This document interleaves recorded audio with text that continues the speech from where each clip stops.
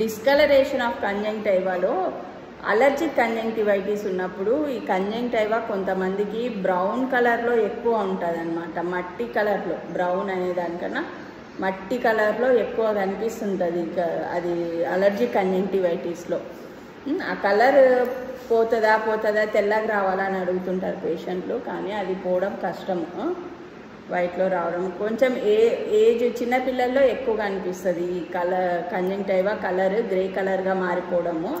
Allergic ఇది VKC అంటారు, వెర్నో spring కెటార్ అనే డిసీజ్లో ఈ కంజంక్టివా కలర్ మారుతుంది అనమాట.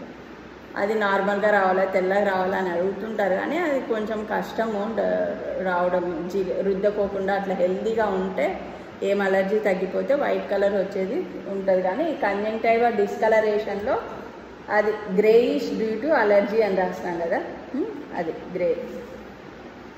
ఇంకొకటి లోవర్ లిడ్ లాగి ఇట్లా చూస్తుంటారు కదా, అనీమియా వాళ్ళకి. అనీమియా ఉందంటే మామూలుగా నార్మల్ వాళ్ళకి బాగా పింక్ కలర్లో ఉండేది, అనీమియా ఉండే వాళ్ళకి కొంచెం పెయిల్ కలర్లో, తెల్లబారిపోయినట్లా పెయిల్ కలర్లో ఉంటుంది అన్నమాట.